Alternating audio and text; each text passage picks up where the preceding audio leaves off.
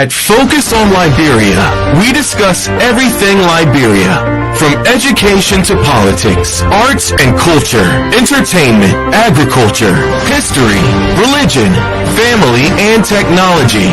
Focus on Liberia uncovers and showcases the best of Liberia and shows the world the truth about Liberia. We educate, elevate, and promote all things Liberia. We conduct interviews, panel discussions, debates, and more. Tune in to Focus on Liberia on Facebook and YouTube and be a part of the stories that make up the news. This is Focus on Liberia, and I am Dennis Jah. At Focus on Liberia, we discuss everything Liberia, from education to politics, arts and culture, entertainment, agriculture, history, religion, family, and technology. Focus on Liberia uncovers and showcases the best of Liberia and shows the world the truth about Liberia. We educate, elevate, and promote all things Liberia. We conduct interviews, panel discussions, debates, and more. Tune in to Focus on Liberia on Facebook and YouTube and be a part of the stories that make up the news. This is Focus on Liberia, and I am Dennis Jah. And I am Ansony Sieh.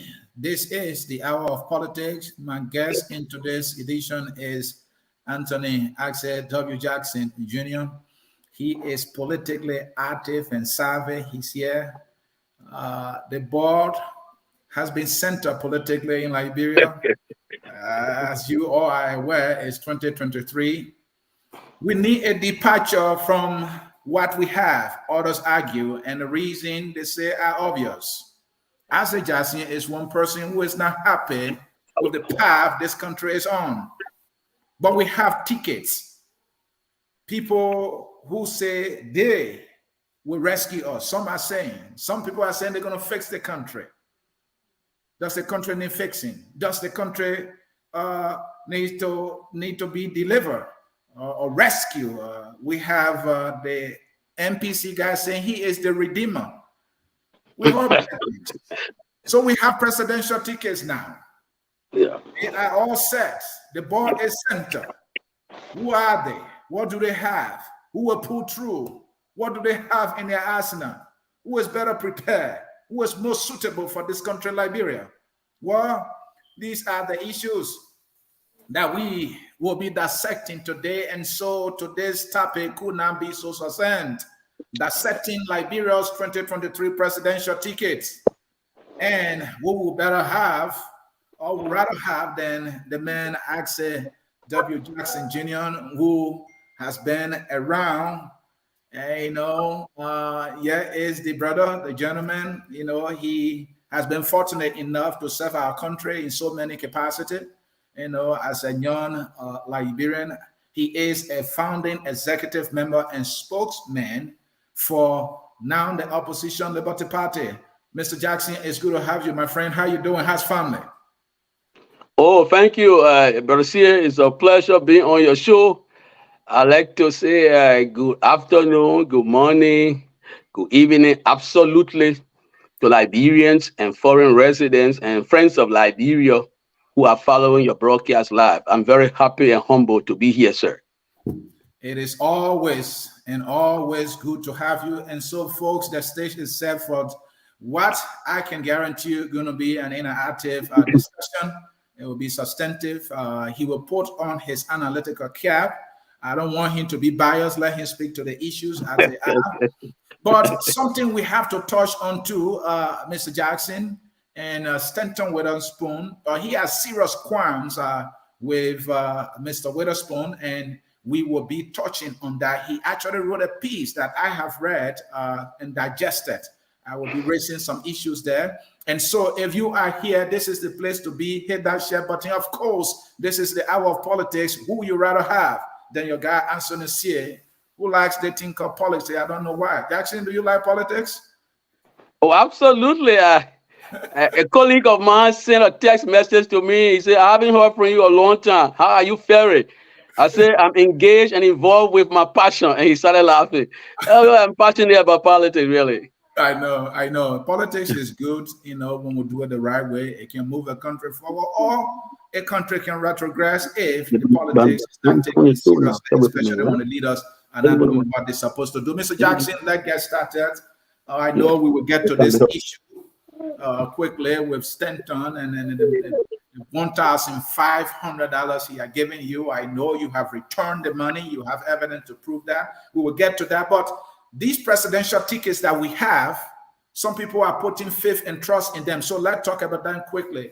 Before we get started, you are active politically. Are you on any side? Are you, some people say leaning on any side? Where are you right now politically? Yes, I mean, we are, like you correctly said, we are in the political season, and somebody like me who have been a person with great passion for politics and the forward advance of our country, I definitely cannot sit as a docile pawn and be passive. I have to have an individual or group of individuals that I support and align with. And so the short of the long is I am a founding executive member of the Liberty Party. Okay. And as you may well know, the Liberty Party is in collaboration with the ANC under the umbrella of the CPP. So it goes with us saying that I am a strong supporter of the CPP and its candidates. Okay. All right. Well said. I stated earlier that you are a founding member, an executive member, and founding spokesperson for the opposition Liberty Party. At some point, we were informed that this CPP was going to experience significant growth, to solidify your side. Has there been any growth so far? Oh, absolutely, yes. There have been massive growth. There are a large number of people now oozing towards the CPP, believing in the impeccable character of Mr. Cummins. The impeccability of his character remains unquestioned. They are driven by the unblemished character of the vast tenor bearer who was just picked in the Southern Post City of Buchanan Grand Bassa County. And so a large number of people are indeed coming towards the ticket. And you don't have to look far.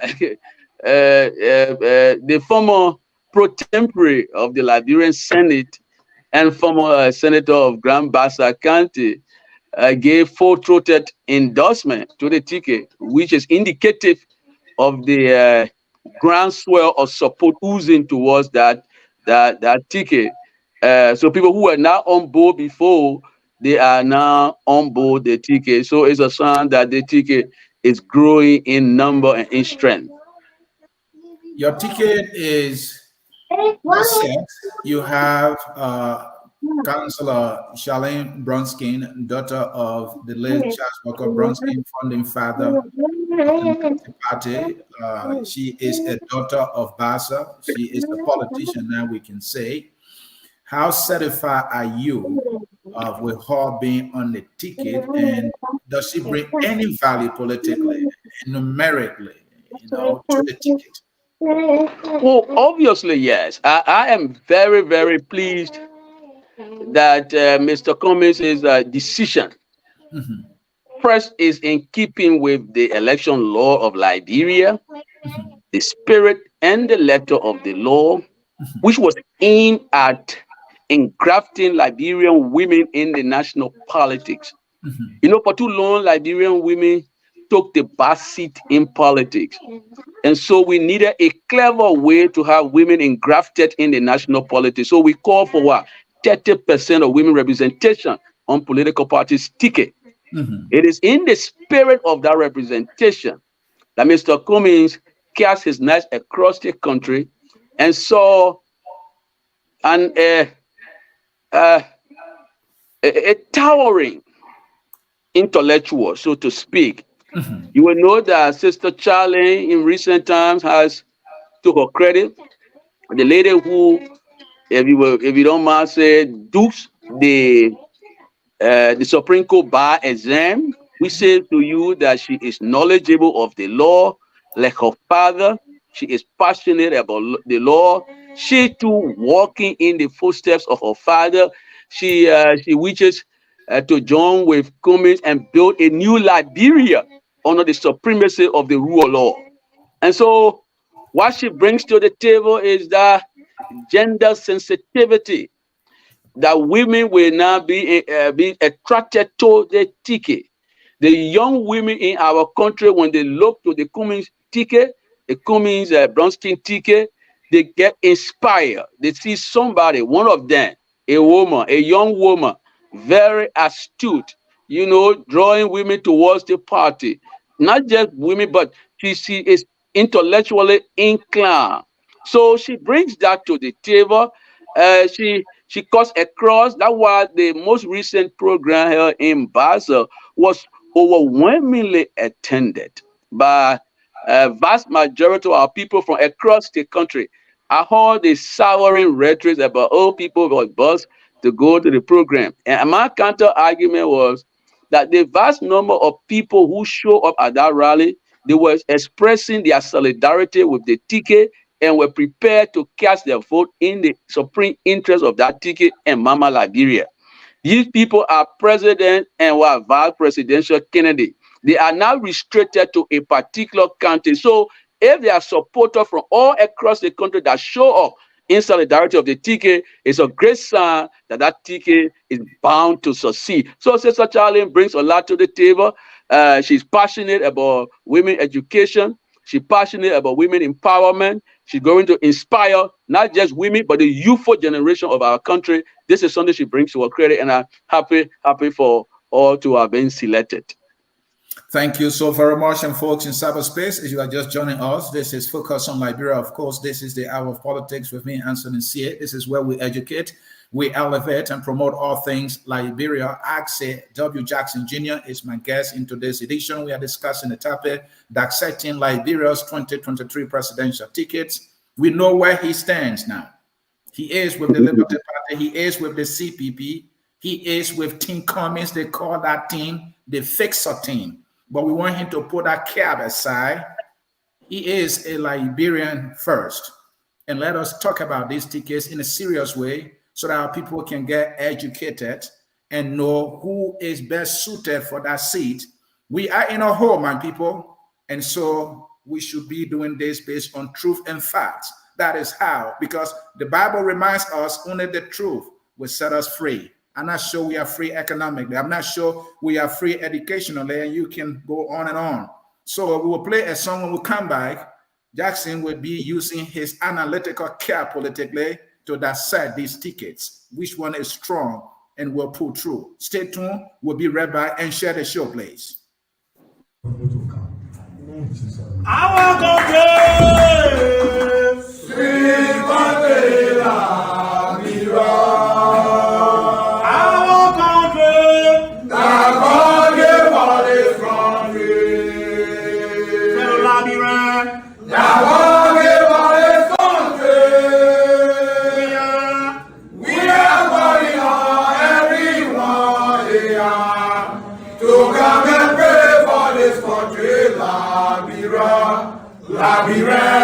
God gave us this country. Indeed, God gave us this country, Liberia, that is in search for a president who will take us to the promised land. The tickets are set, some at least for now. We have the Weah Taylor ticket. We have the Wakun ticket, that's the Wakakun ticket. We have the Cummins Bronskin ticket. We have the ticket from the MPC, that is the Freeman ticket. I don't remember the presidential, the vice presidential running mate name. Tiawan is yet to come through with his running mate. So, Mr. Jackson, at least we have few tickets. Liberians have choices now. Let us go into these tickets. And here's my first question. Which ticket or tickets, if you like, represent a new direction and a departure from the past? The one and only ticket that presents a golden possibility for Liberia is the Cummins Bronskins ticket. It represents a clear break with the past. There are those who, in the name of propaganda, will say, oh, this ticket here doesn't have experience and blah, blah, blah. But what experience, what is the worth of a rubbish experience, so to speak? If somebody brings an experience that has been associated with the wretched excesses of past regime, do you want that experience? Do you want an experience of a guy who has been associated with decrepit government in time past, like Boaka? No, you don't want that. You want a clear, convincing experience of private sector success story. You know, America is one of the oldest democracies, right? America has produced 5 presidential candidates that have no government experience. They serve their country with unparalleled distinctions. Dwight Eisenhower, no previous government experience, served the United States government. Hubert Hoover served the United States government. So you can go on to name people who have served the government. So the argument about, oh, Cummins are never working government, so we concern, that argument is a zero argument. I am hopeful for this ticket because Cummins has not been associated with the past corrupt regime. So he's not tainted by his association with past corrupt regime, like Omer Boaka, right? So when Omer Boaka say he bring experience, the experience is an experience. I come in. The experience and experience that come from what? Associating with the decrepit government, the murderer regime of Samuel Doe. You know, you can go back down there. Even in the Doe administration, he got dismissed and all of that. So you want that new slate of candidate, somebody who has that integrity, like Charlie, a young, vibrant lady, no tarnishes to her character. Cummins, no blemishes to his character. So that is the ticket that represents a genuine change, because these people who are now heading the ticket, they have no tarnishes to their character. Equally so, Mr. Jackson. Fortunately, you serve in government.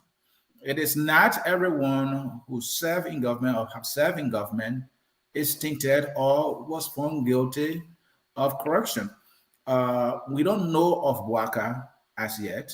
Chawon Gonglo comes to mind. Like you were saying, there are people who didn't have previous government experience who come and serve even the greatest democracy on earth, the U.S. government, right? Yes. We can also say there are people who are serving government, like Tobot, for example. He was in the Tubman administration for a very long time, you know, became president after serving as vice president for over 9 years plus, all right, and will do well. So to say that Boaka has been in government and so maybe there's a shadow of corruption and so he will not be best suited, it's like you are trying to overgeneralize this thing. Is that what you're doing here?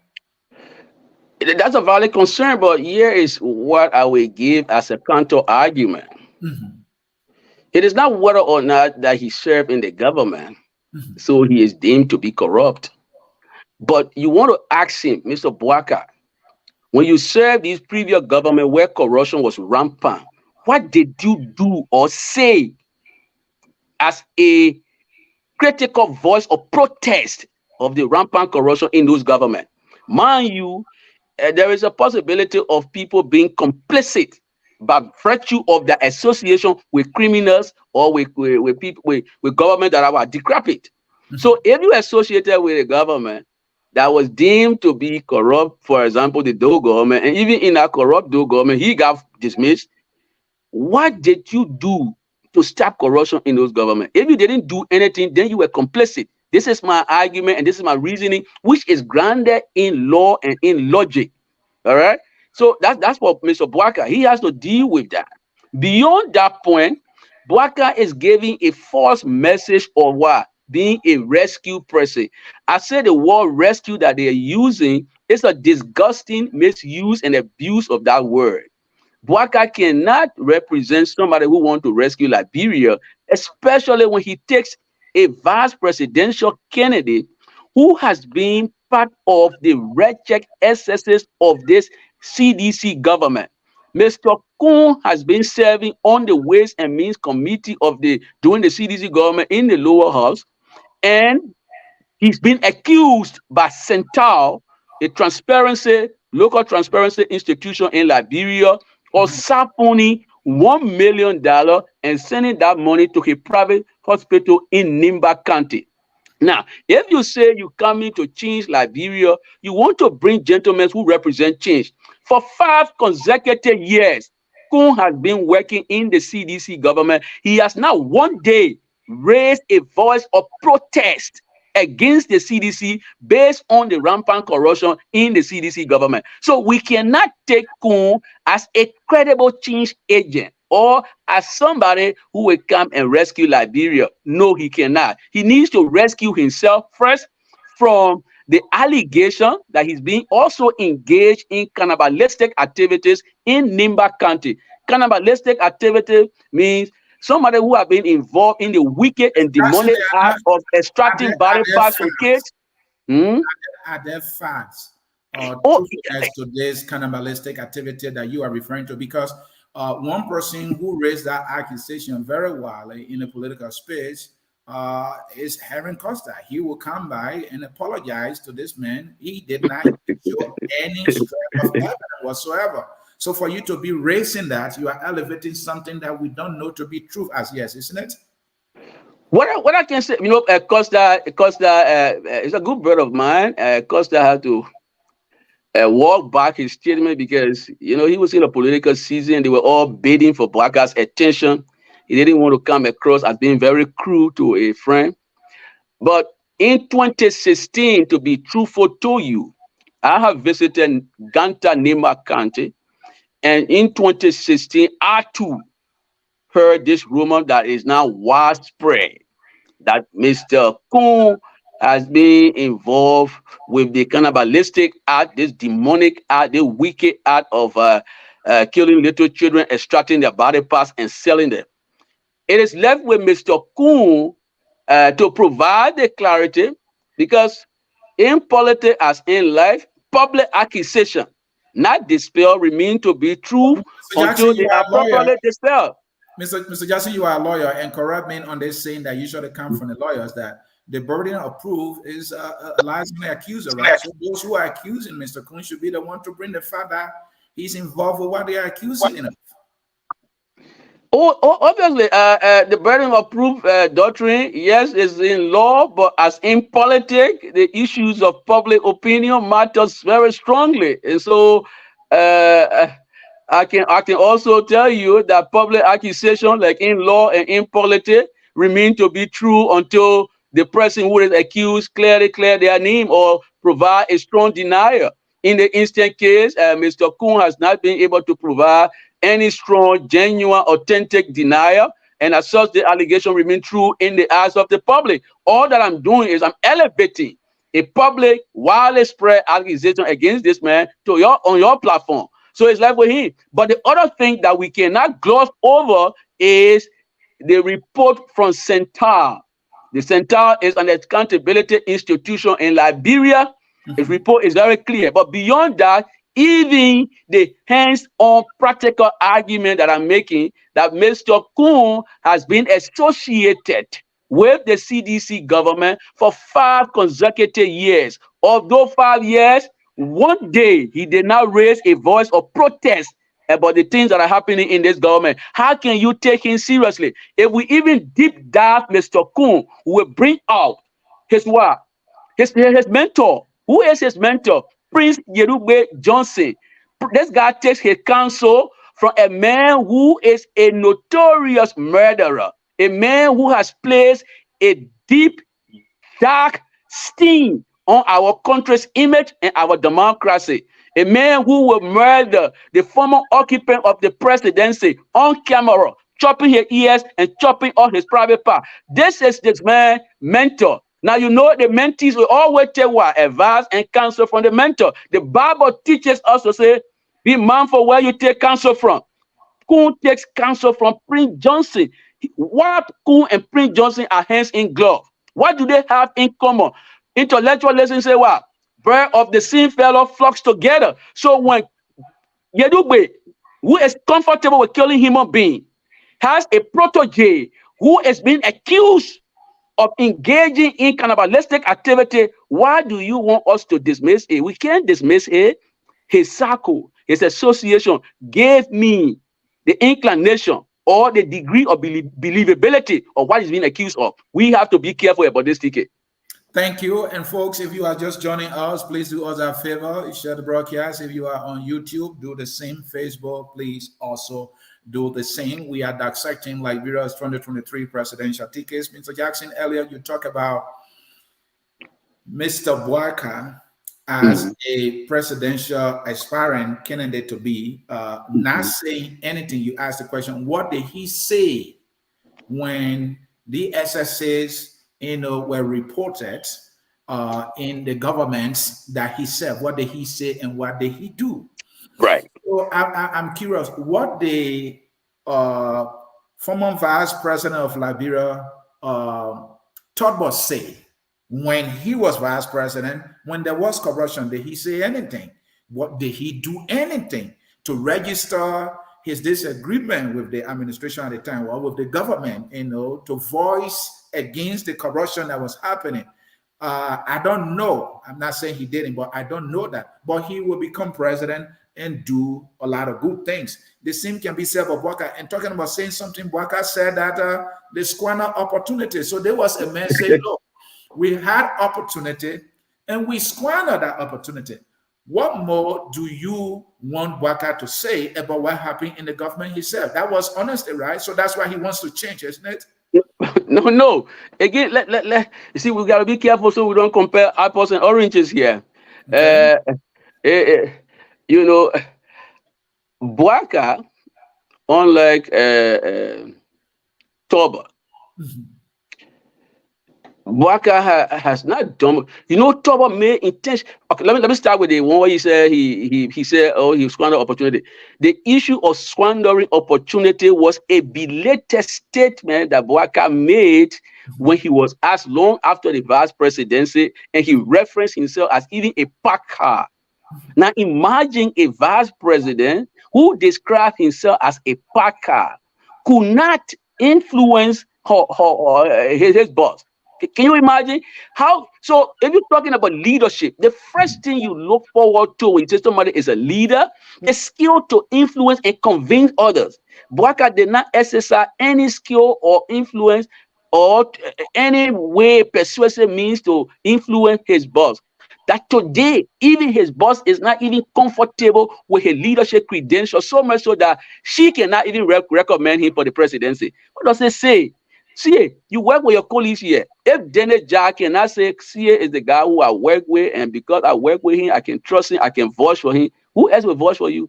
If Bouaka's own boss lady, Madam Ellen Sirleaf, is not proudly lifting his hand as a recommendation to the Liberian people and say, I trust his leadership credential, he can do something, why do you want us to accept him? So let's be careful here.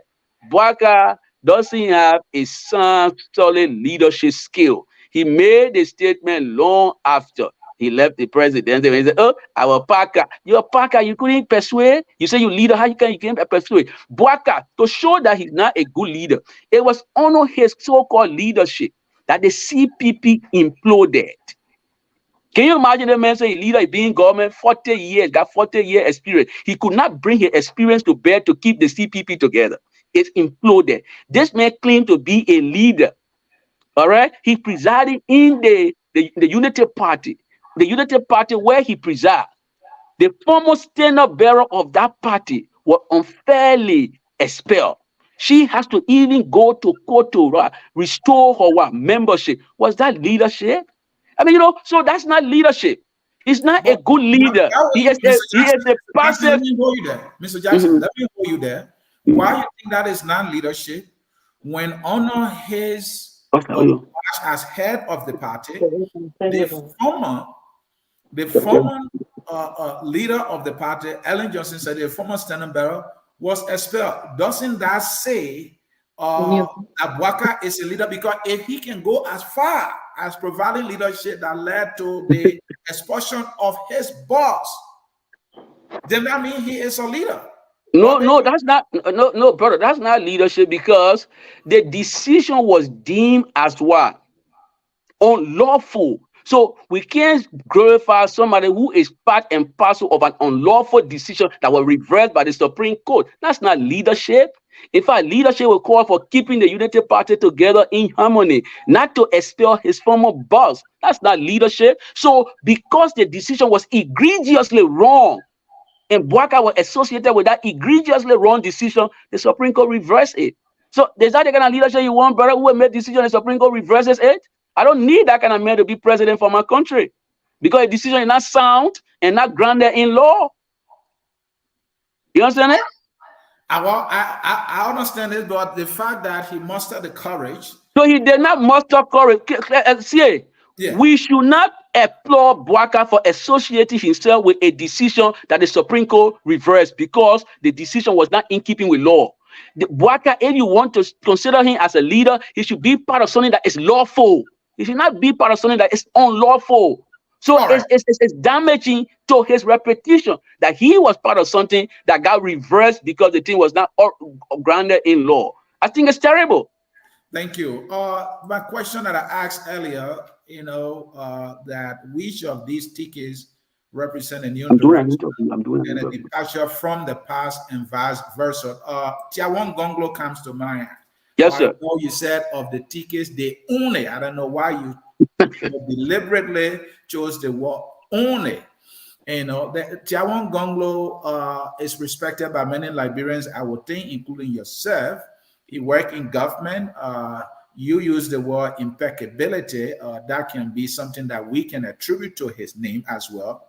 So how a Tiawan government experience, private sector experience as well, who has been able to carry on reforms in government when he served at the Ministry of Justice, I understand, even at the bar. So this is a man who knows the Liberian government. And so he will know how to change it on day one because he been there. You are preferring Cummins over him. Are you making a good judgment here? Oh, absolutely, absolutely.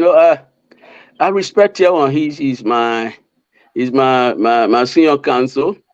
I know I have some other disagreement with him, but it's not something about the politics of it. I must be fair to you and to the audience. Tiawan is not a bad candidate. But look, everybody in our country cannot be president at the same time.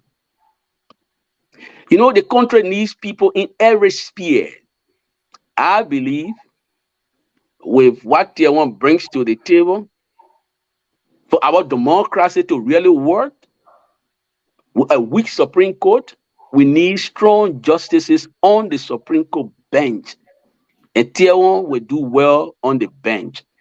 You see, as we speak, and I had this conversation with one of my closest friends, Lamik Bagor. His view about changing Liberia was basically with the legislature. He said the legislature, if we have a strong legislature, Liberia will change. I said, but it'll be difficult to get a strong legislature. You guys have at the 100 plus people, we're not at in one accord, right? The executive will always use the powers to influence the legislature. I said, the shorter way to change Liberia is through the Supreme Court. If you have a strong judiciary and the supremacy of the rule of law prevails in Liberia, a judiciary that will look at the executive and say, you're wrong, you got to redo it. A judiciary that will say, I will apply the law irrespective of who come before me. Tetina Temes, that blind goddess, if she is towering at our Supreme Court, Liberia will change. So, yes, Tiawan brings something to the table. As we speak, Tiawan is still struggling to find a running mate. So he's pedaling backward. He's not, you know what I mean? So I'm just being realistic. So yeah, what I'm saying to you. What I'm saying to you is good. No, hold on, Comrade Jackson. He's due diligence.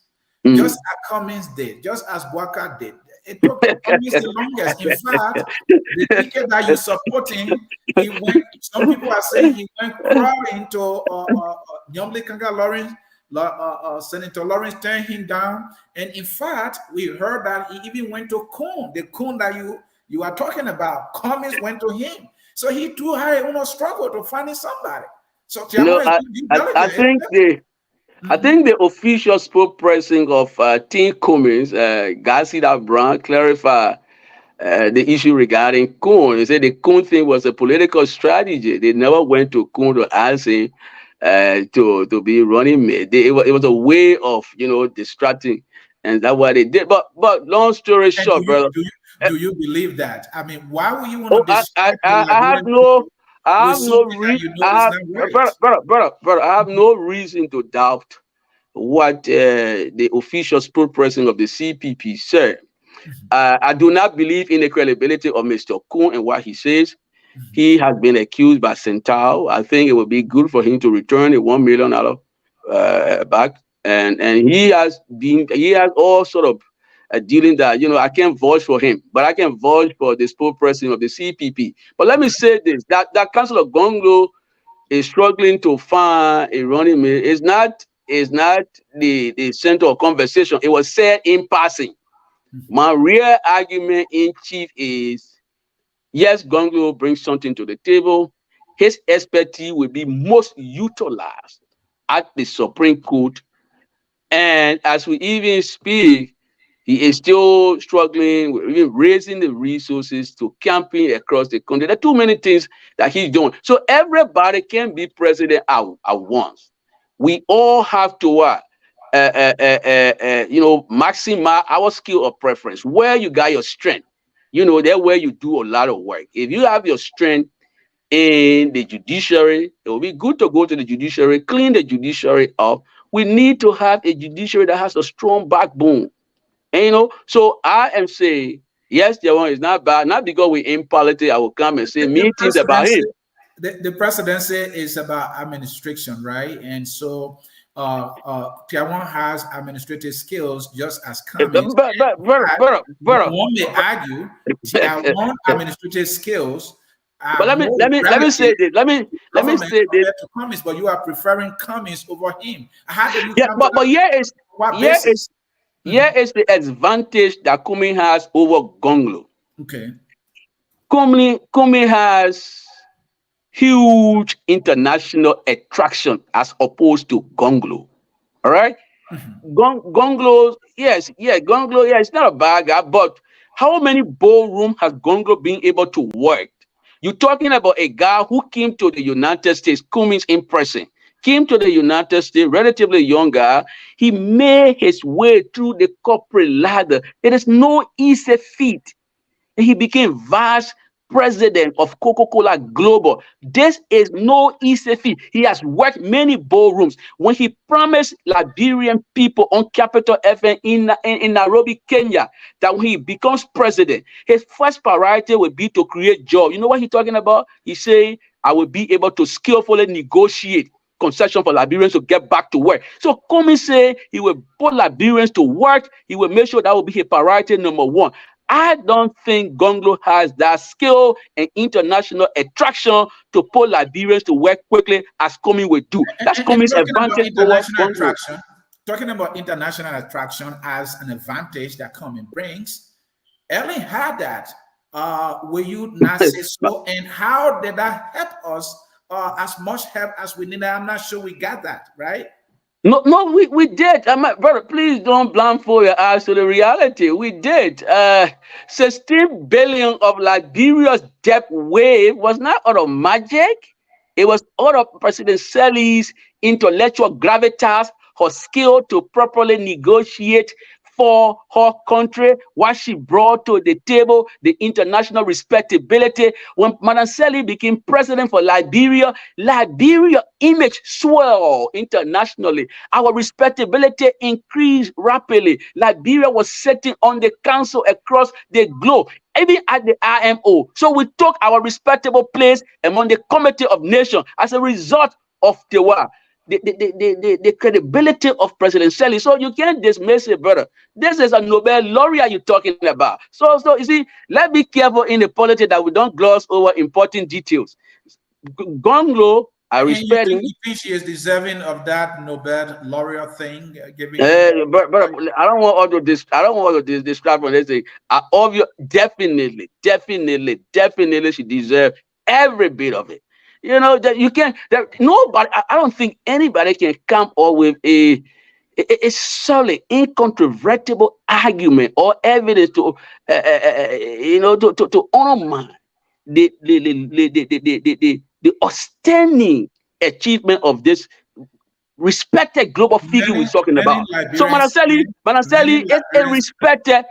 is a respected global figure. Nobody can honor she's respected, but if you are talking about anybody cannot come with an argument. People can. She was deserving of the Nobel laureate. I can even come up with that. Yeah, but let's reserve it for another day, brother. Let's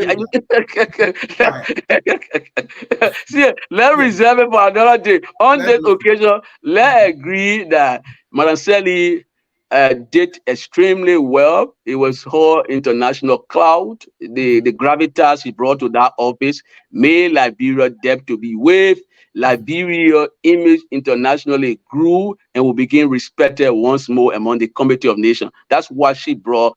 Cummins brings similarly to the table. He's been in the ballroom. There are no tarnishes to his integrity. He has big friends in big places. He will tap into those friendships and bring jobs to Liberians like he promised. And let's look forward to that with hope.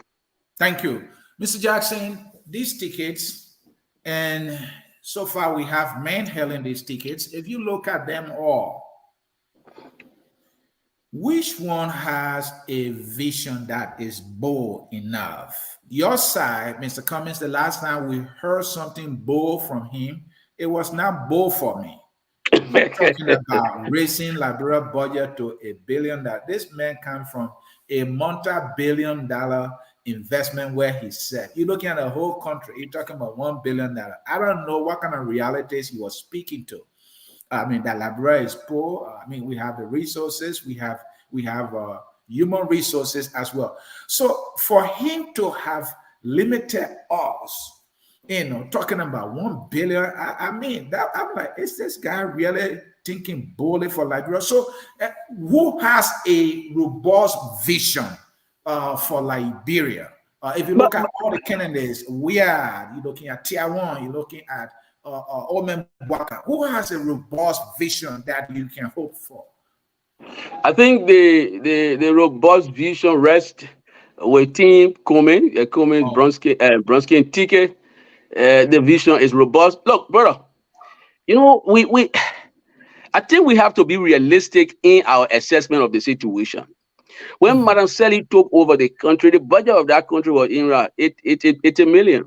And she made you work hard. She took it to 500 million. CDC have been trying to get it around 700 million thereabout. And this guy comes and says, look, I'm going to take it to $1 billion.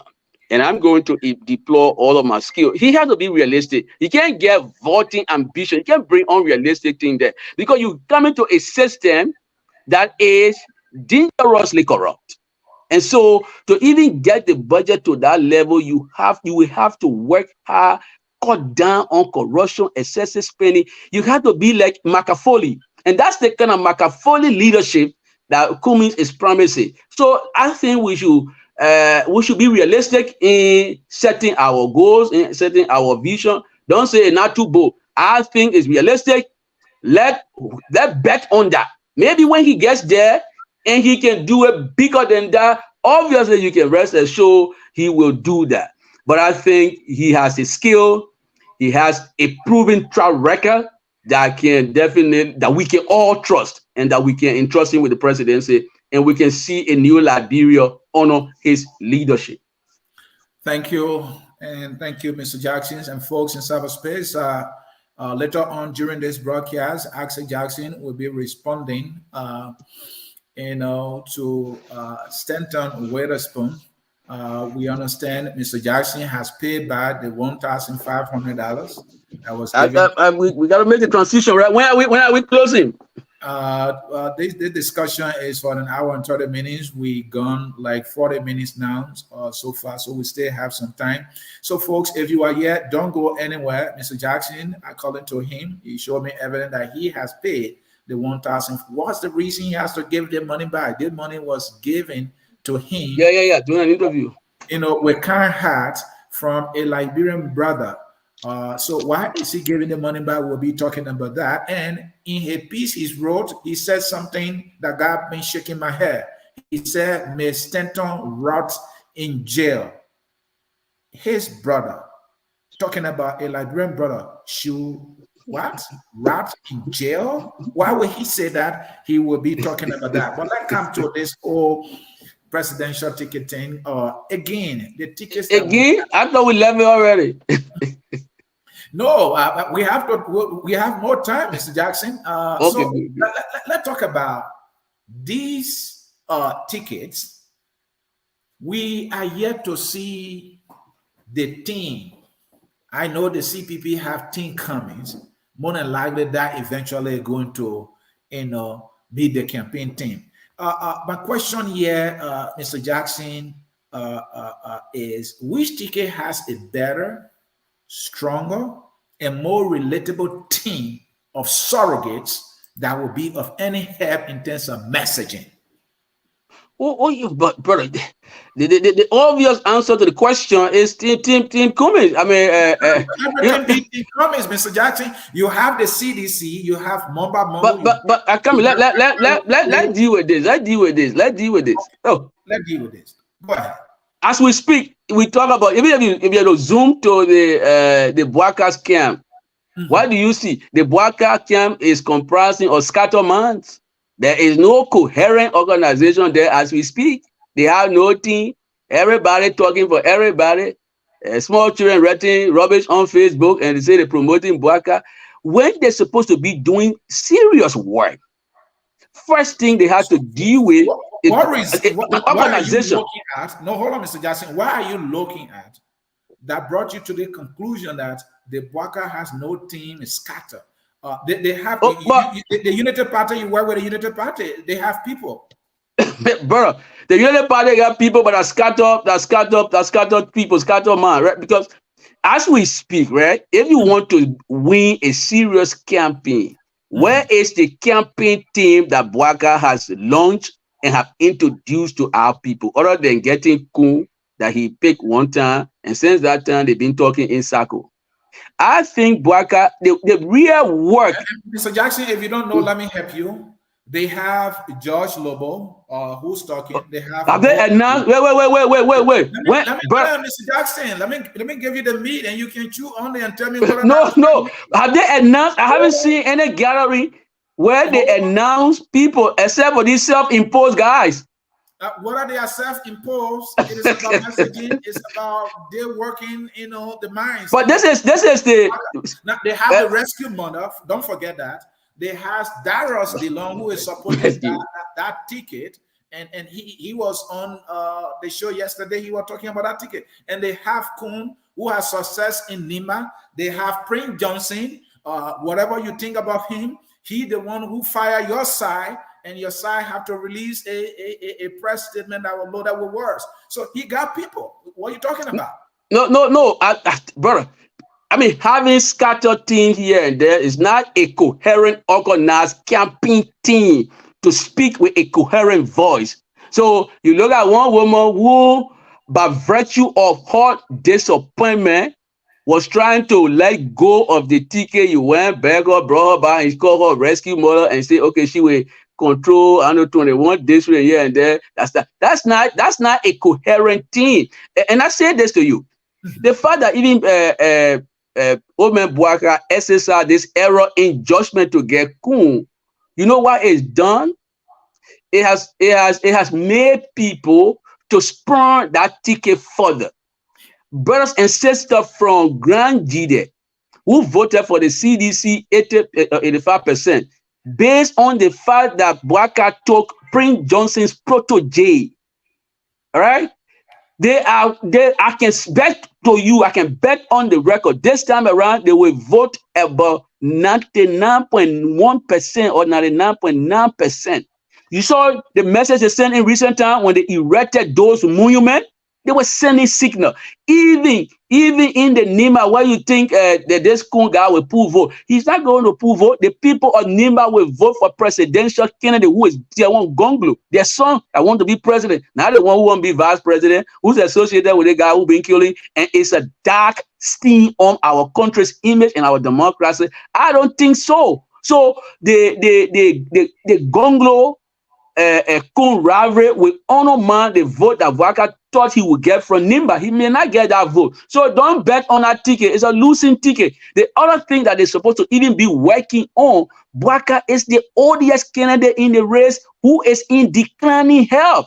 How can our people trust somebody who in declining health to rescue Liberia? He needs to rescue himself from the illness. That's the first thing.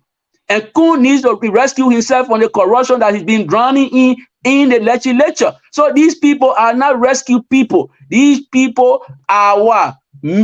Basically misusing and abusing the word rescue. And I think it's a disgusting abuse and misuse of the word rescue. Yeah. So don't bet on them. Let them show us the coherent campaign team. Kumi announced individual, put them under the banner of Team Kumi. That's the level of organization Kumi brings to the table. Even our own brother, when we're talking about him, we spend small time on him. Where is the team? Where's the organizational team behind him? Not yet organized. There's not a coherent team. So Kun in technical and earnest term is the guy who is not leading when it comes to organizational structure in the opposition bloc. When you talk about Boakai not having a team, I mentioned DeLong, I mentioned the rescue Monday. But you are talking individual, Mama. I know, but that but brother. You know, when you look on your side, you have brother. Let me say this. He has his own share of criticism. When all the people you name me got more than share of criticism. Mr. Jackson, you also have Daniel Sieh, who has been associated with Team Cummins. Reason it, he was speaking favorably about the CDC. So it's kind of hard to tell whether or not he's even on that ticket. Now, your side supporter, Boto Kana has endorsed Boakai. We're talking about, what's the guy, Simeon Taylor, who was on with ANC. What happened? Now he pledged support to CDC. And CDC has lended some endorsement. You don't want to also forget about CDC. You know, in Lofa, they have Thomas Farah, they have, what's his name? Momba Molu, they have Jefferson Koji. So, and then you are talking about Grand Jira earlier. I don't think Mr. Uria has fallen out of favor with the people of Grand Jira either. So don't dismiss that side as well. They have a team. No, but the point I was making was basically that the fact that Prince Johnson's protege, his simulacrum, his stooge, is Boakai's vice president. I think the people of Grand Jira are almost going to vote for the CDC ticket. That's what I was saying. So it's the point I was making.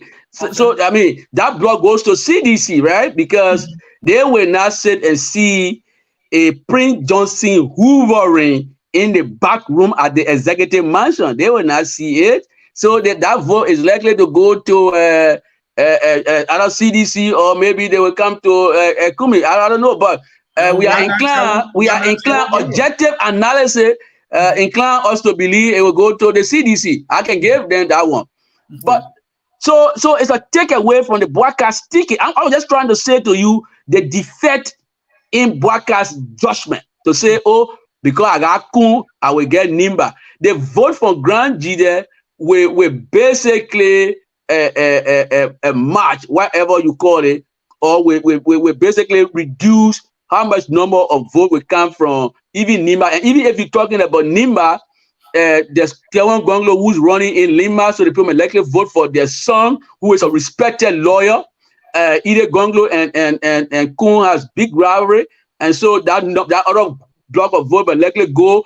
Even the Mandingo's brothers and sisters in Nimba will not be comfortable to have Prince Johnson hoovering in the back room, especially when the issues of the land dispute has not been settled. And Prince Johnson has been boasting and even made derogatory statement of a Mandingo brother, a brother of the soul, Musa Hassan Bello, the Prince said mean thing about the man. So these people are not going to be comfortable with a Prince Johnson hoovering in the backstage, being the figurehead behind this cool man to be president. So it's a big takeaway from old man Joe Boakai. And I say and insist that it was an error in judgment on the part of Mr. Boakai, whose health is fast declining and will not even show how long he will put up with this.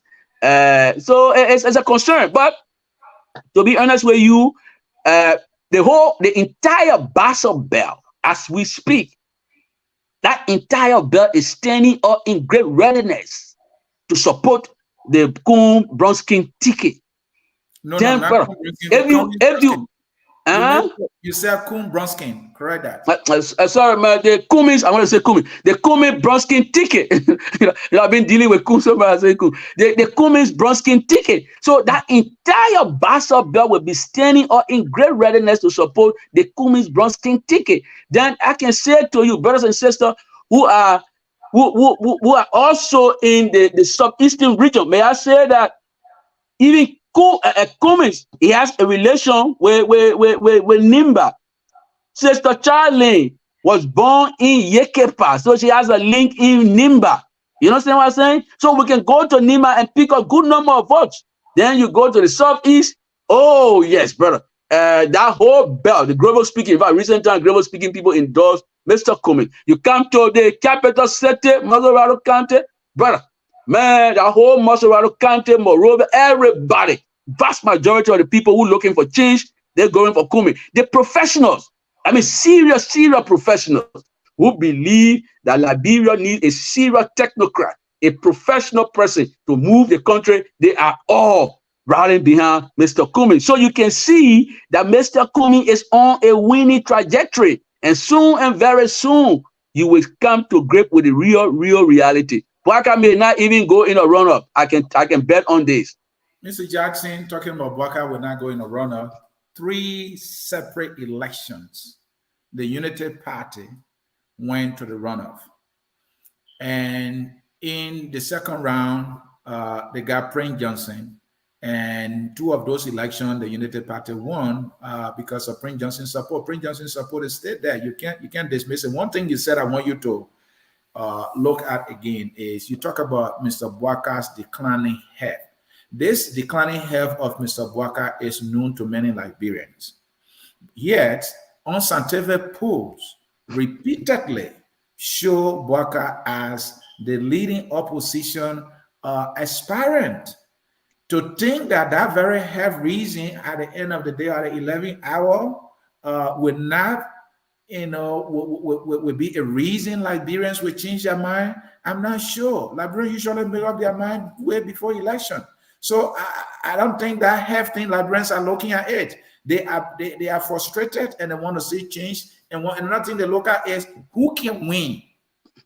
That has been strong on Liberians' mind. Who will win? The team Boakai has a better chance to win, and so that can play in his favor. No, let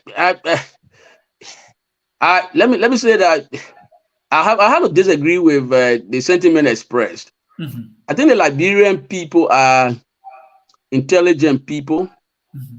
I think they are concerned about the declining health of the former vice president. They are looking for a leader who will do the heavy lifting. They are not looking for somebody who will not be able to do the heavy lifting, because in Africa, Liberia being a part, and in this case, in point, Liberia is a critical point of discussion. The leaders will have to express himself or herself on every issue before it really works in Africa, especially in Liberia. Mm-hmm. It is not like America where you have the institutional framework in place. So in America, you can afford somebody in that very advanced octogenarian age, but in Liberia, you need a vibrant president who will be able to express himself or herself on everything in the country for that country to move or for that thing to happen. And if you have a vice president who, as a result of ill health, will not be robust in doing that, is going to be a big problem for the forward advance of the country. We need to, and I will enlist your support. We need to continuously inform our people about the potential danger of having Bouaka as president.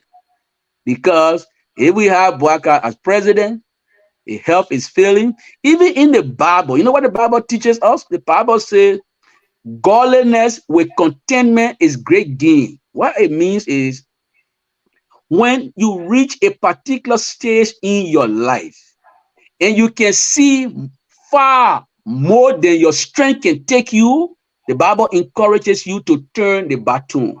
Mr. Bouaka can see far more than his strength can really physically take him now.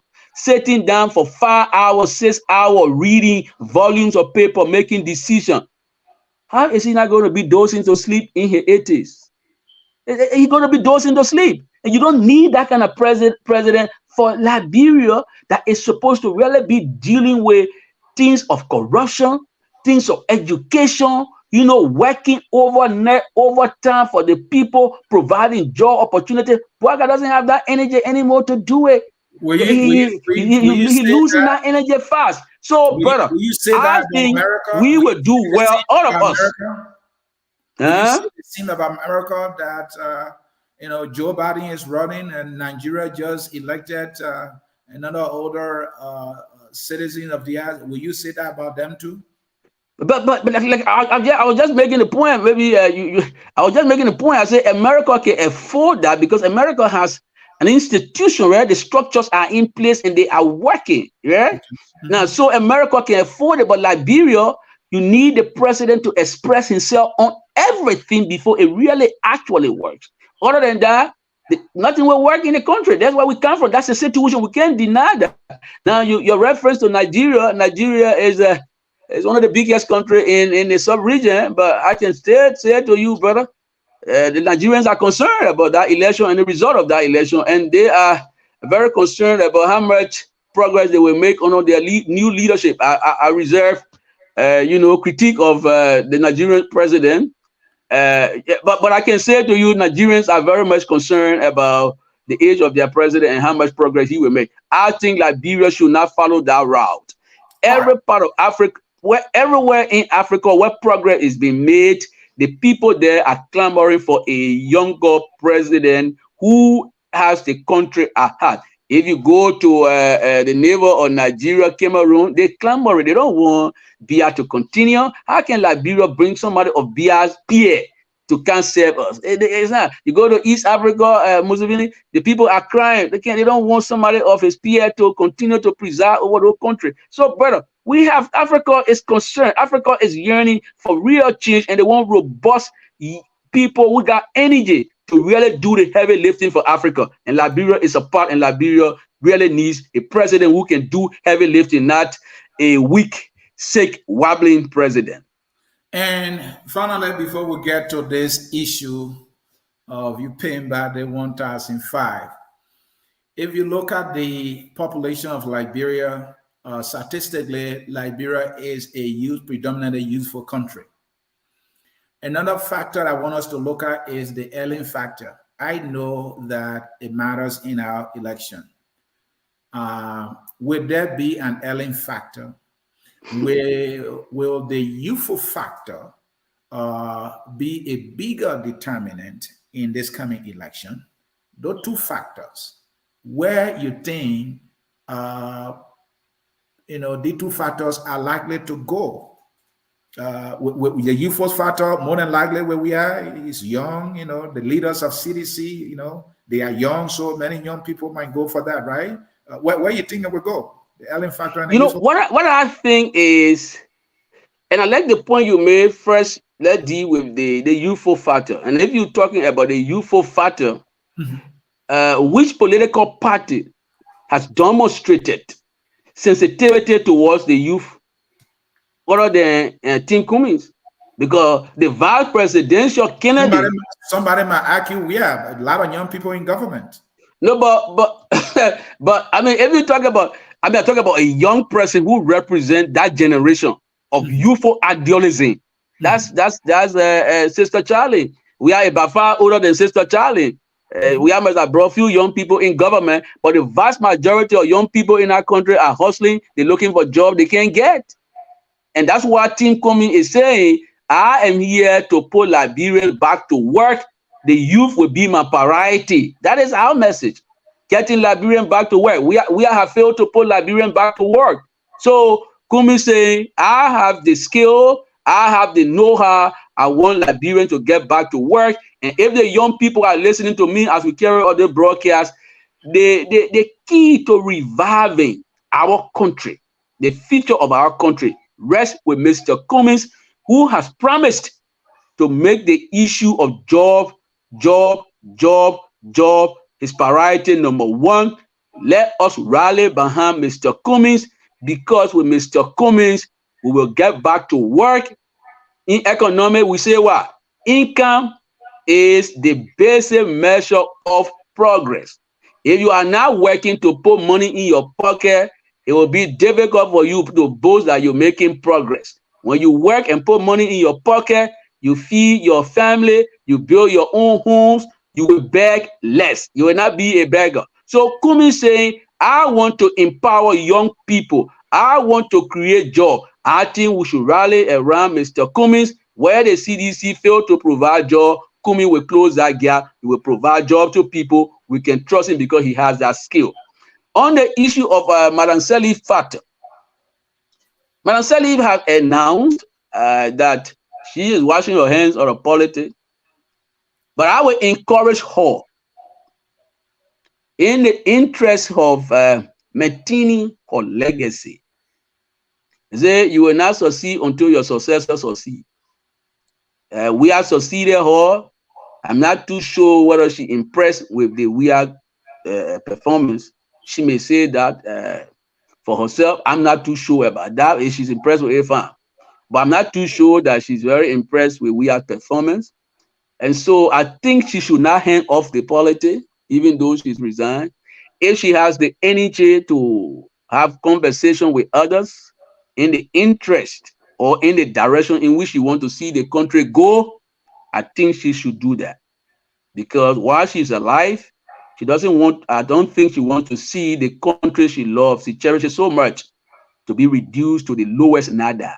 So she should work, she should put her shoulder to the wheel. If there is a factor that she has, I think she should push that factor very high.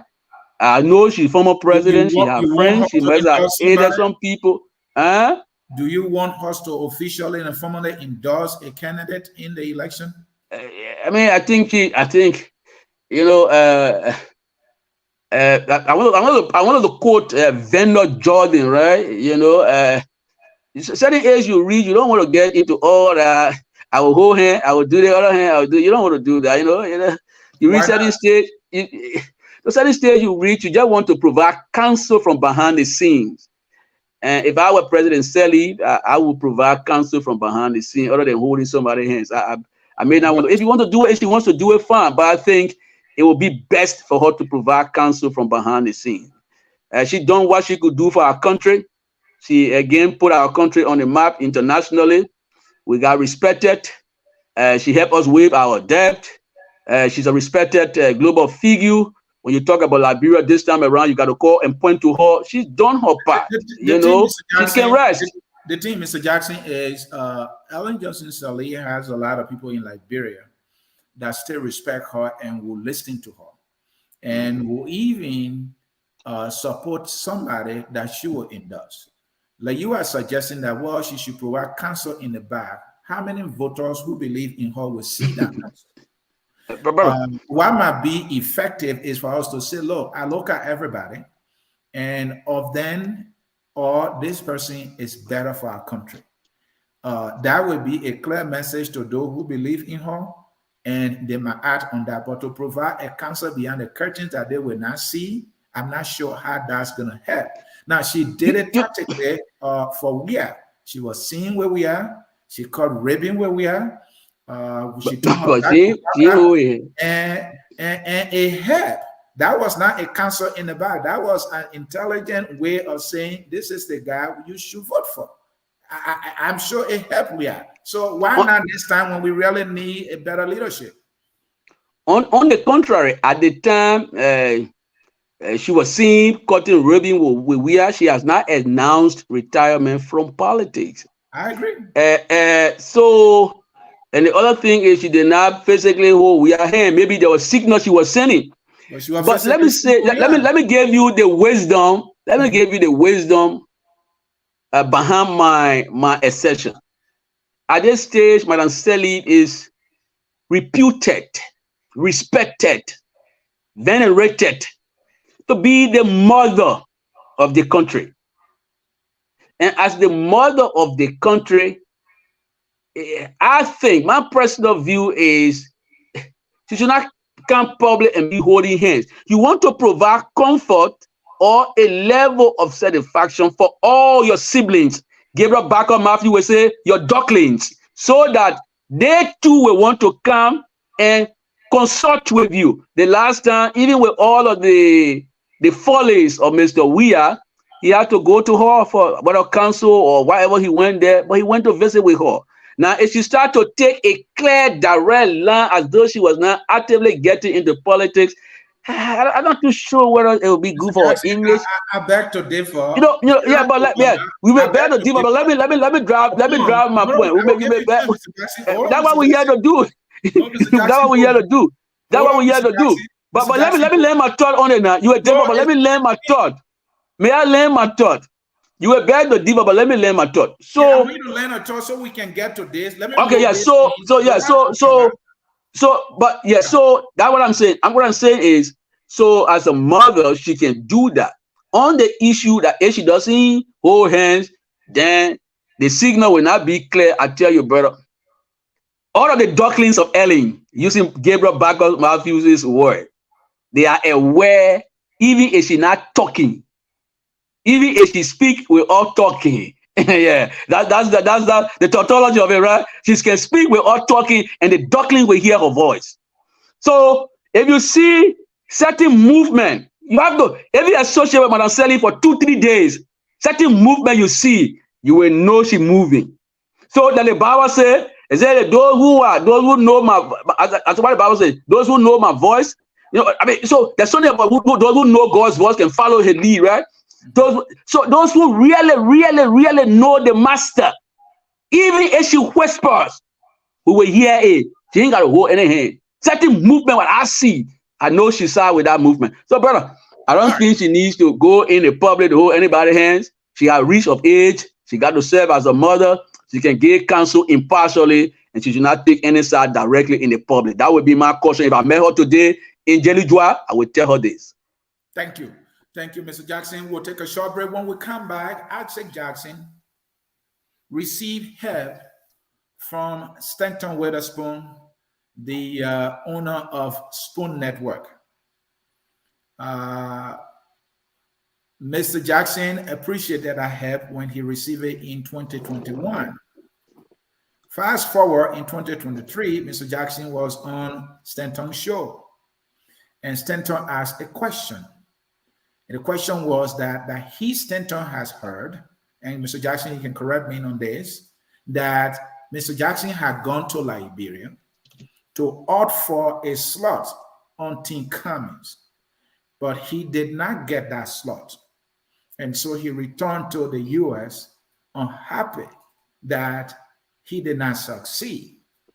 And that was the line of questioning that Stanton brought to Mr. Jackson's attention. Mr. Jackson saw that as a lie. And so he said, look, quote, according to H-Burma formula, those who kill and steal, lying is nothing to them, suggesting that Stanton is a thief.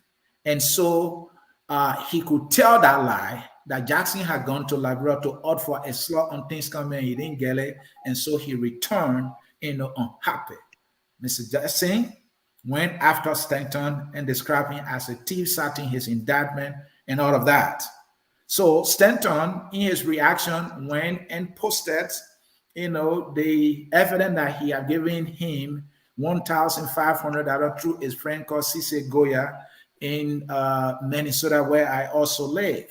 Mr. Jackson being so appalled by the behavior, about the gesture he has given him at the time, Jackson had no knowledge of his activities, decided to return the money to Jackson. Others are even saying, Mr. Jackson, if he's wishing to, or saying he has decided to return the money, he should even return it with interest. And so we will come to that, and Mr. Jackson will respond. And Mr. Jackson is saying, given this man fraudulent activities that he has been involved in based on the indictment from the U.S. government, he should rot in jail. Why? He helped him, but he's saying he should rot in jail. A short break, and Mr. Jackson, when we come back, you will be responding. Folks, don't go anywhere. We are just getting to the meat of the discussion right now. We will be right back. At Focus on Liberia, we discuss everything Liberia, from education to politics, arts and culture, entertainment, agriculture, history, religion, family, and technology. Focus on Liberia uncovers and showcases the best of Liberia and shows the world the truth about Liberia. We educate, elevate, and promote all things Liberia. We conduct interviews, panel discussions, debates, and more. Tune in to Focus on Liberia on Facebook and YouTube and be a part of the stories that make up the news. This is Focus on Liberia, and I am Dennis Jah. And I'm Ansony Sieh, and we have back and Anthony Jackson. Yes, sir. To hear from you. You heard what I said. I narrated what happened. If I didn't say anything accurately, you can make a clarity and respond, please. No, thank you. I think you summarized in very eloquent terms what transpired. But what I would say is this. When I appear on Witherspoon's show, I appear as a result of an invitation that was extended me by Chinwe, who I believe have taken over the show as a result, or is now the most senior moderator on the show as a result of the criminal indictment hanging over Mr. Witherspoon. Mm-hmm. So she have invited me on 1 or 2 occasions, and I've declined. However, on this occasion, she was very persuasive. She said to me, look, you CPP ranking member, we just scored a big victory politically in Bassa. The turnout was massive. And we're coming to discuss it. And there will be people who will come here and try to ring on our parade in Bassa. So I need a stronger voice to counteract and to project the success we score in Bassa. So please come this time around. And so honor that persuasion, I joined the panelists. And at the earlier stages of the show, Ms. Chinwe, Dr. Chinwe, was Dr. Richardson. She was the one moderating the show. And during the course of the show, Mr. Witherspoon gate crashed the show. He came in there. The first thing he thought to do was to either to demoralize me or to come a little aggressive. Oh, who brought a man on my show? I haven't seen or heard from that man for a long time, which I think was, even though aggressive, but I think it was good because it confirmed to the public that since Mr. Witherspoon's criminal indictment, I have not associated myself with him as a lawyer. I've been guided to stay away from people who are under such egregious criminal indictment. So that was the first statement he made. The second thing he thought to do was to belittle me and say, oh, you went to hustle on Cummins, or Cummins' tank, and they deny you, and so you came back. When he said that, he said he was asking questions. I think the question was accusatory and disrespectful. So like any serious-minded intellectual would do, since this man decided to ask a propagandistic question, I went for Aristotle. Aristotle talked in his teaching. He talked about the ethos. In the ethos is basically to beat down the credibility of the guy who trying to tarnish you. So I used the ethos, and while I was trying to use the ethos, I brought into proceeding Dr. H. Boyman family Dr. Famule, as you may well know, he belongs to the eco-supreneur of our community. That's what the French will call it. He's among the higher ranking intellectuals in the country. So whenever you see somebody go for Dr. Famule, it means they're coming to knock that person's argument down, the other person's argument down. So I went for Dr. Famule because I was now abiding by the teaching of Aristotle, the man who was exalting his credibility above my credibility. I had to make effort to tell the public, because it was my intellectual obligation to inform the public about the history of this guy who say I went to hustle. So I said that I quoted Dr. Famule. Dr. Famule said, for a guy who steal and kill, lying is a child's play. We will minimize the killing because we don't know that he has killed. But a guy like you who is on a criminal indictment to lie on me, it's an easy thing for you. Then he cut me off. I wanted to come back. They were unfair. They couldn't stand the intellectual rigor that I brought to the show. They started cutting my mouth off. Every time he said something, cut my mouth off. And eventually they jacked me off the show. I went off the show. I called Madam Chinaway. I said, Chinaway, I'm back here. Your boss is spreading deliberate lies against me. I need to counteract. And Chinaway said, oh no, the show too tense. So let that be so. I want you to come back. So she could not bring me back. So my first disappointment was the person who invited me on the show could not provide me protection. That was the first. The second thing was Mr. Witherspoon came and demonstrated deliberate dishonesty when he portrayed himself as an impartial person, because the argument he made, for which Chinaway yielded to him, was, oh, but Chinaway, you CPP woman, you will not be impartial, so let me moderate. Meanwhile, Mr. Witherspoon is an avowed critic, a vocal critic of Cummins. So how could he have moderated the show? So he went on.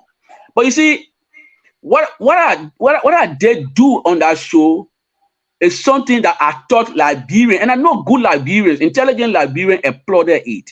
The courage to go on the show and to use the ethos, meaning breaking down this man's credibility by going into his history, because the history of an individual behind any discussion is critically important. If the man has a history of dishonesty, the obligation is upon you who discussing with the man to tell your viewer that this is the history he brings. He is not as credible as he's trying to say. So Mr. Witherspoon said, I went to hustle on Cummins, when in effect, he is the one who has been trying to hustle illegally on the United States government, for which today he's laboring on a criminal indictment. Now, the man who is laboring on a criminal indictment is telling me that I went to hustle. His hustle was an illegal hustle, for which he now have criminal indictment against him. So that's what I thought to do. And so I pointed that out. He was uneasy because, he's an arrogant guy. He thinks he got some stolen money, so people should not tell him truth to his face. I exercise the moral courage to challenge him to his face and say, you are a dishonest character. You are incredibly dishonest and corrupt. You have no moral rectitude and any moral high ground to speak the way you speak. Matter of fact, this man who is on a criminal indictment continue to shamelessly pollute our public airways with lies. I think it's just totally intolerable. So Mr. Witherspoon lied on me, and that's why I felt offended to return his money. The 1,500 in question was given to me when I arrived in the United States. Mr. Jackson, before we get to the 1,000 and you returning it and people saying, why don't you pay it with interest? I saw a comment from one of our viewers saying, well, Mr. Jackson, you shouldn't have given the money to the guy. You wanted to return the money, you have given it to charity, right? This is what I want to bring to your attention quickly. So you are saying he lied on you. Yes. When he said you had gone to Liberia to hustle on Tim Cummins. You'd know it to be a lie based on what you're saying. Why couldn't you say, Mr. Witherspoon, what you're saying is not true, my friend? That was my reason of going to Liberia, and what you are saying is completely far from it. right? Because the way he put it, he was asking it as a question that this is an information I received. But whether or not he didn't put it that way, even if he said, my man, I know for a fact that you went to hustle, would it not be a much proper response to say, no, Mr. Witherspoon, that is not true. This was my reason for going to Liberia. Or I did not go there for that reason, so that is not true. But to have gone to an indictment, something that is completely unrelated to what he was asking, it's like you're not even, like you weren't prepared to take him down. I don't think. No. I disagree with you. I will encourage people, because the argument you're making, you are not the only person who making this argument, right? I will encourage those who are making this argument to read Mehdi Hassan's latest book, Winning Every Argument. In that book, he eloquently talked about the exception to a humanist attack. The exception to a humanist attack is to check, to bring out the credibility of the man who trying to demoralize you. Mr. Witherspoon had 110 ways to ask that question. Why did he try to be why he try to accuse me? Yeah. Why did he try to be accusatory? Why? Because he wanted to bring down my credibility. And Aristotle says, whenever somebody tries to bring down your credibility, the responsibility is upon you to bring their credibility down and carry yours up. What I did for Mr. Witherspoon is not anything strange. I was coming to answer to say, look, but I started my sentence by first trying to knock him down. Then I was going to bury him with the explanation that I did not go to Liberia to hustle. But they did not allow me to learn my sentence. I started by knocking him down, and they were uneasy with the intellectual porous. That's why they jacked me up. But if they allow me, I was going to end my sentence with what you wanted me to start with. So yeah, there is no set way to answer this question when you are in the intellectual theater. When you read Mehdi Hassan book, you will have a clearer understanding. When you read Aristotle's teaching on debating, you will understand what I did. So what I said about Witherspoon is not lie, right? So why was he uneasy? It is public knowledge that Mr. Witherspoon is on a criminal indictment. So why was he uneasy for me to bring a criminal indictment up and say, look, listen, brother, I have not gone to hustle. You are the one hustling in the U.S. In fact, your hustle is so illegal that the United States government believes that you put thousands of American lives at risk by engaging in fraudulent activity. You are selling fake credentials to unqualified individuals. So how dare you talk about people going to hustle? You don't have the moral high ground to say the rubbish he's trying to spew. So that was it. This man cannot be spewing absolute border that, and I sit there and listen to it and don't go to his credibility. His credibility is important. The history of the discussion is important. That's why I did it. It is an exception to a humanist attack. Thank you, Mr. Jackson. So because of that now that you know him to be this, based on the indictment, the criminal indictment, you are saying, I'm going to pay this man money back. I think the question actually should be why you felt the need at this time to return the money that was given to you in good faith at that time it was given. Why are you returning the money now? Now, the other question, some people are saying, well, Jackson should return it with interest. And I see that some folks in Unity Party are raising this point that you should return it with interest since you kept the money, or you used the money for some time, right? And then another sister is saying, well, you should not have returned the money to this man. You should have given it to charity. I want you to respond to those quickly.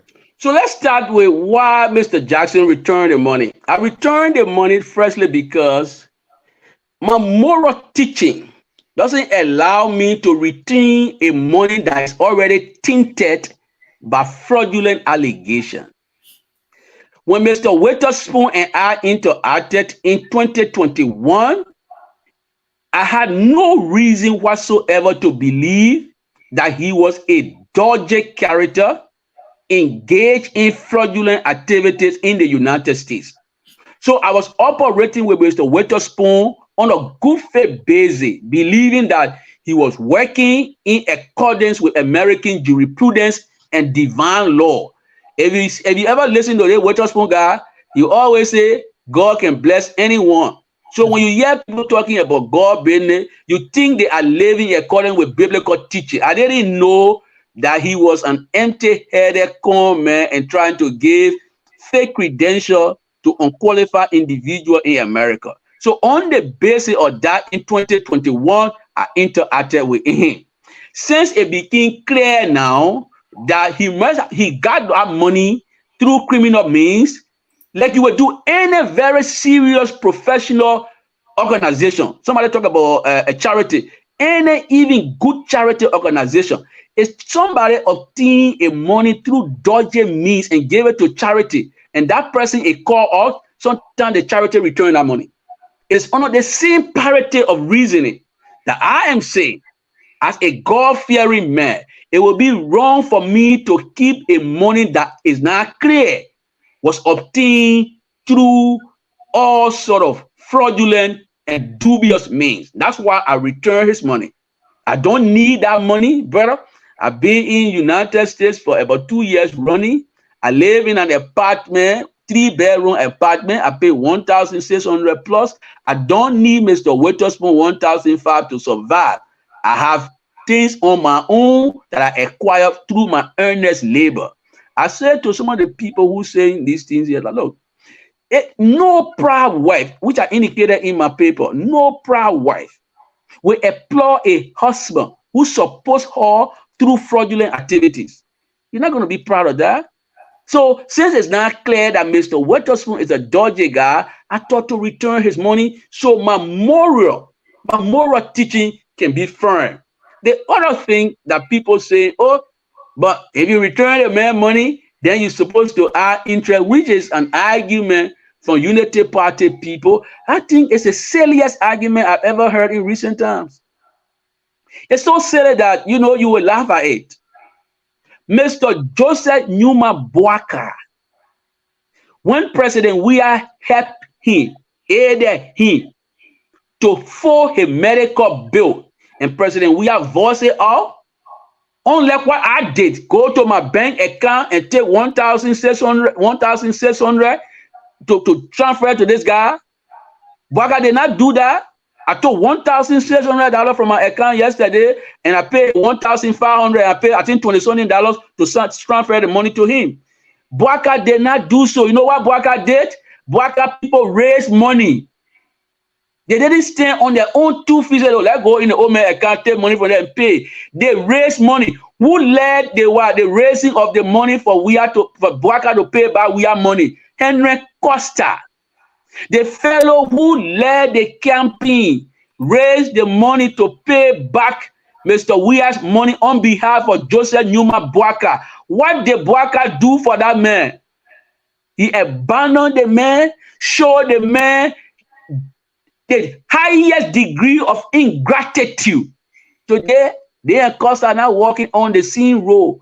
Ask the United Party flunkies who say I'm on our interest. What of Boaka? Added interest on the money they pay back to Weah. Did they add interest on that money? No. I mean, we're keeping serious, intelligent conversation, and people will come and say absolute rubbish. Boaka added interest on the money he returned to Weah. If you look at the dictionary and you look for the word ingratitude, it is highly likely that you will see Boaka face on the word ingratitude. You know why?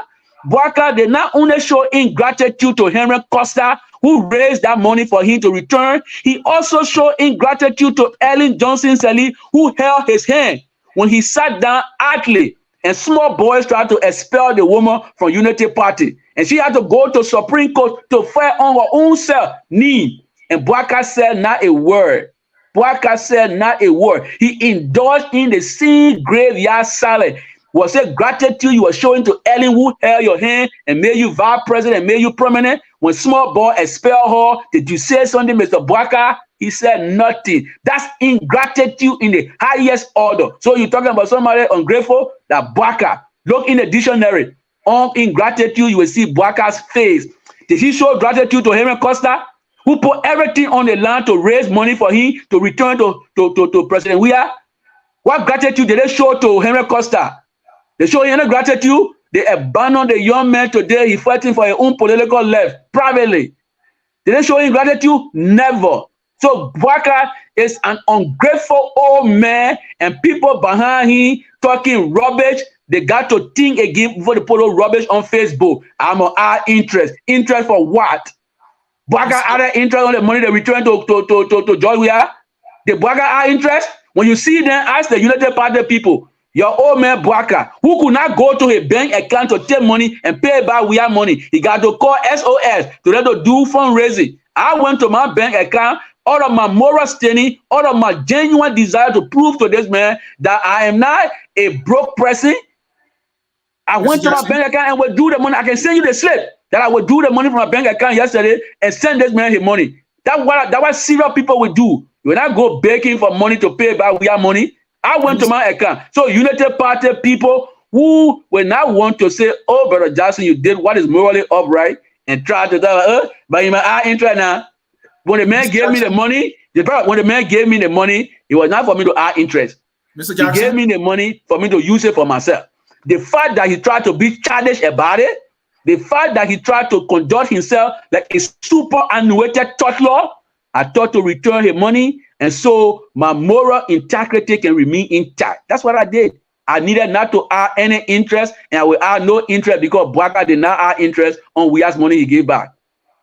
All right, thank you, Mr. Jackson. And equally so, the money was not on loan. I think it is on loan that, or with loan that people add interest. That's it. But Mr. Jackson, found out that time is fast spent. We have to get out of here. You know, we have to go and push the cartoon to survive. Yeah, I need to go pick up my web as well. Yeah, we do our hustle legally and not illegally, and we find time to do this for our country. Mr. Jackson, you know, you are a child of God. I heard you quoting the Bible or referencing the Bible throughout the discussion. And one thing that we learned from Sunday school in Obito is that I think Comrade Jesus, someone said we should forgive 70 times 7 and then some. Now, Stanton gave you a favor, and now he tried to behave this way that you disagree with. And in your judgment, you did what is morally right to return the money and bury him, your words. So is that not enough? And now you wrote a piece, you put in your face on it, that this Liberian citizen should rot in jail. My question is, are you not going too far? To be no, I'm not going. Mr. Jackson, let me learn my question. Are you not going too far to be wishing and praying and craving that this man rot in jail? I mean, you as a Christian, on what basis are you wishing him this misfortune? He already has enough trouble on his hands already. Why are you wishing him that he should rot in jail? What is the logic? You know, brother. Honestly, this guy is a potential danger to society. A man who will take a public broadcast and brazenly lie. I mean, he lied brazenly and blatantly. That man is polluting the minds of thousands of people and even casting expression on decent guys like you, on thousands of Liberians who are here working earnestly for their money. He's a bad example for those Liberians. People working in nursing homes, towing their cartoon, doing everything. Liberian people are proud people. America gave you an opportunity to come here and develop yourself and be a good citizen. And what you do, you demonstrate ingratitude to even America by engaging in fraudulent things, and your people behind you say, oh, I say Jackson is ungrateful. Waterspoon himself is ungrateful to the United States government, creating an environment for you to come as a Liberian boy from point 4. Somebody told me today, say the man brought some of point 4 inside him. Because you know what happened in point 4 when they do that free, they pass through LEC, beyond LEC, Bailey, all of them, most of them there. And when I can't express on point 4, but most of the men in point 4, you know, I can operate. So some of the point 4 left in the Waterspoon man here, and brought it to America. And when folk can move from in he come here and engage in fraudulent things. So he's ungrateful to even the American government. But you see, the reason why I want him to rot in jail is the audacity to brazenly lie, or to lie brazenly and blatantly. But this man had the audacity to sit on a radio station and say, my recent trip to Liberia, he financed it. So I said to myself, I said, but wait now. That man gave me money in 2021. He kept receipt. He gave me money. I went to Liberia January 2023. Where the receipt? 2023 January, I flew to Liberia. If you gave me money and you transfer money to me, where the receipt? If you can keep receipt for 2021, how can you get receipt for 2023? This man is an egregious, pathological, bare-faced, blatant liar. This kind of people got no fear for God. They should not be walking on the face of the earth. They belong beyond bars. You know what I mean? They may in London. I never knew this guy. How does that benefit? Let me lay my thought on it. How does that benefit Liberia that he should be behind bars and rot in jail? How does that benefit us? But how does the man existing among us benefit us when he's going to pollute our minds with lies? The man is not morally upright. The man is incredibly dishonest. Why do you think they built penitentiary? They built themselves to keep these kind of guys behind bars so they will not contaminate and pollute society with the level of corruption he involved with. This guy, I never knew him while I was in London. The man sat on his show and tried to incriminate me and say he used to send money to me in London. I double dare him. Let him produce one Western Union slip like I did at the RIA. Let him produce one slip where he sent money to me in London. In London, I never knew this criminal mind. I came to America before I got to know the man. In fact, my first text message I sent to the man when I came to the US, I introduced myself in that message.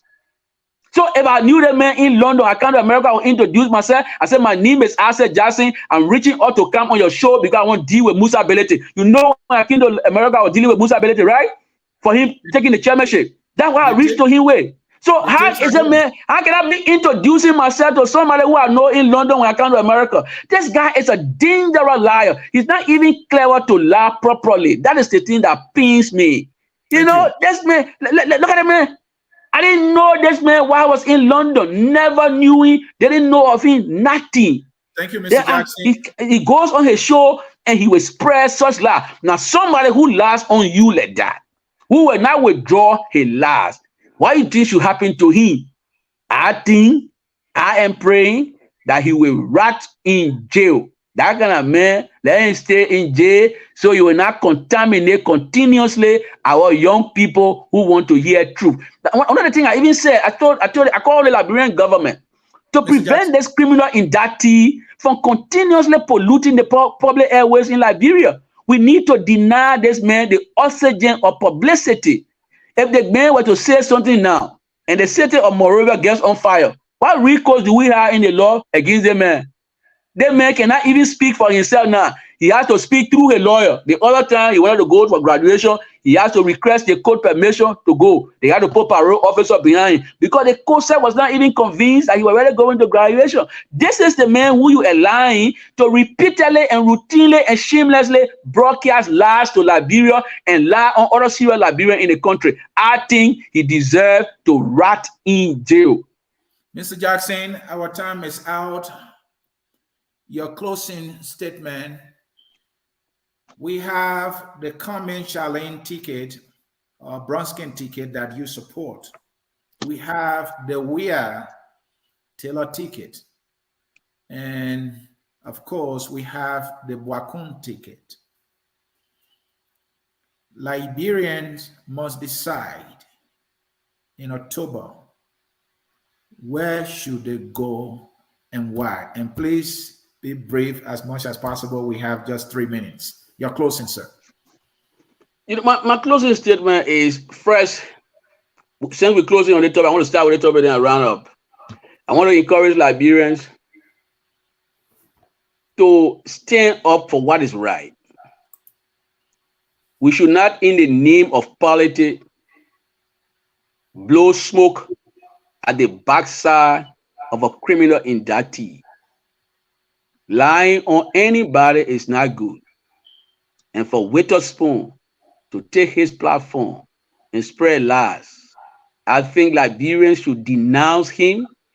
I think Liberians should call on him to produce one Western Union slip of money he sent to me while I was in London. His attempt to do that is to incriminate me, and that is wickedness. So people who say in the name of politics, I'm our interest, they got to rethink. This is not fun we're having. We're not playing. You're talking about the credibility, the integrity of people, and nobody should tarnish your credibility and you smile with it. Is that something to smile about? I'm encouraging Liberians, home and abroad, to stand and provide solidarity support with the Cummins brown-skin ticket. Cummins brown-skin ticket presents a better opportunity for Liberia. Cummins comes to politics on clean record. He has not been contaminated by his association with government. He's not worked in government to get contaminated, to get compromised with any government. Because today, people who work in government, they got all kinds of friends. They got all kinds of connections. Some of those connections are so disgusting. And Mr. Cummins does not come with that baggage. He comes as a private sector guy. In the private sector, people know how to make money. Cummins will make Liberians to make money. He will put people back to work. He's not like old man Joe Boaka, who some of his proteges are people who stole poor soil people money. Those are the people who are advising Boaka today, people who stole poor soil people money. Some of the people who are vice presidents of Boaka today are some of the people who've been working with CDC for 5 years. They haven't criticized CDC one day, especially Joseph Boaka, vice president. Been working with CDC, one day he not criticized. In fact, the NUDP were also in collaboration with CDC. So everything that CDC did, they are part and parcel. They are contaminated by their proximity to the CDC for 5 years. So they will not come and serve as hair for the opposition community. For me, it is a disgrace. And for Boaka to make that decision to select a coup is an insult to our generation. The generation of young emerging intellectuals who are not tainted by any corruption. It's an insult to my man Judy Moore. It's an insult to Galen. It's an insult to Sieh. It's an insult to even some of the boys who behind the United Party and dancing around. Taking a coup is an insult to our intellectual generation. Coup is not any towering intellectual. He doesn't represent our generation. This is a man who got his fame, got elected to politics by hanging around with a guy who I would consider the murderer-in-chief in Liberia. It was Prince Johnson who held this man's hand, made him to win election, for which today he on the scene. He will be beholden to Mr. Prince Johnson. We cannot allow Prince Johnson in the back room in the executive mansion. It's dangerous. I can say this, President Weah, this is one thing that President Weah has not done for all his mistakes, for all his follies. President Weah has not and never brought Prince Yerube Johnson to the executive mansion. President Weah has refused to tint and desecrate the mansion by bringing somebody who mutilated a former occupant of that mansion in public and drinking beer and laughing. I thank President Weah for that. He has never done that, that he exercised that judgment, and Boaka can't exercise that judgment. It shows that President Weah is a better human being than George Weah, than Boaka. That the man will not tolerate Prince Johnson coming to the mansion. Today, Prince Johnson is angry with Weah for what? Because he said we aren't carrying to mansion. But we are not supposed to carry to the mansion, Prince Johnson. The person who occupied that mansion before, you murdered that person in broad daylight. You mutilated him. You cut his body part small, cut his private organ, cut his ear. And you say they will carry you near mansion. Good President Weah never carry him near the mansion. That for me, for all the Weah follies, for all his misjudgment on this one, President Weah is right for not carrying Prince Johnson near the mansion.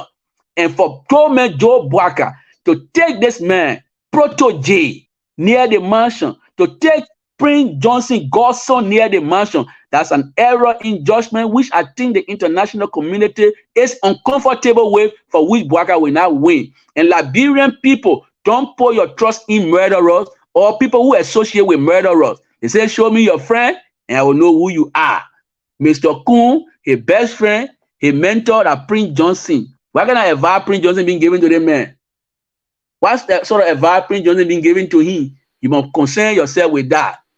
Why the man and Prince Johnson hand in glove? Concern yourself with that. Oh man, Bouaka, you will not be able to put up with these people. I am worrying and praying for old man Bouaka that one day Prince Johnson will not get angry and break his neck, because Prince Johnson has a history of cutting former president private part and cutting their ears. We have to be careful with this man. Don't bring him near the mansion. Don't bring his son near the mansion. Don't bring a political protege near the mansion. It's so dangerous for our democracy. So I'm telling Liberians, let's stand up together. Let's rally around Team Cummins, and at least our future will be bright and Liberia will be respected again among the community of nations. I thank you for having me. Thank you, Mr. Jackson. And folks, this is how we will come to the end of the discussion. Thanks always for being here and sharing, and also subscribing to our YouTube channel. The sun, we are all Liberians, is taking us home until I catch you again when I do with another political show. Bye-bye, and think about Liberia. Bye now, folks. We all